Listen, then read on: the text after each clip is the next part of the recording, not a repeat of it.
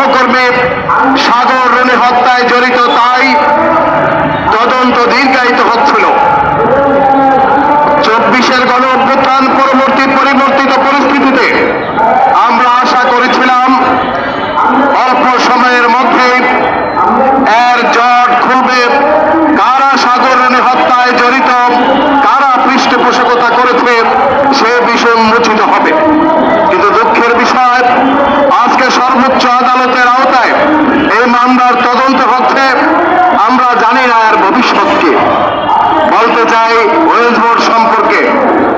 নবম wedge board ঘোষণা করার পরে বিগত সরকারের 3 জন মন্ত্রী তারা সাংবাদিকদের কোন নেতৃবৃন্দের সাথে কথা না বলে 8ম ওয়েজ বোর্ড পর্যন্ত কি পরিস্থিতি ছিল সেগুলো না জেনেই ওয়েজ বোর্ডের সুপারিশের পর সাংবাদিকদের আয়কর এবং গ্র্যাচুইটি নিয়ে উদ্ভট সিদ্ধান্ত দিয়ে নবম ওয়েজ বোর্ড যাতে বাস্তবায়ন না হয় সেরকম একটি পরিস্থিতি সৃষ্টি করে তারা গিয়েছিল।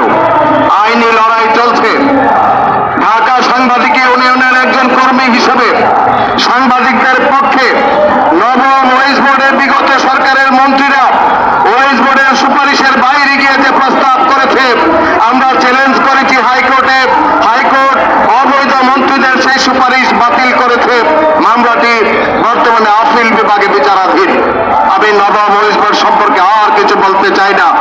অবিলম্বে 10ম ওয়েজ বোর্ড ঘোষণা করুন। কথায় কথায় আমার সহকর্মীদের চাকরি ছাড়তে বাধ্য করা যাবে না।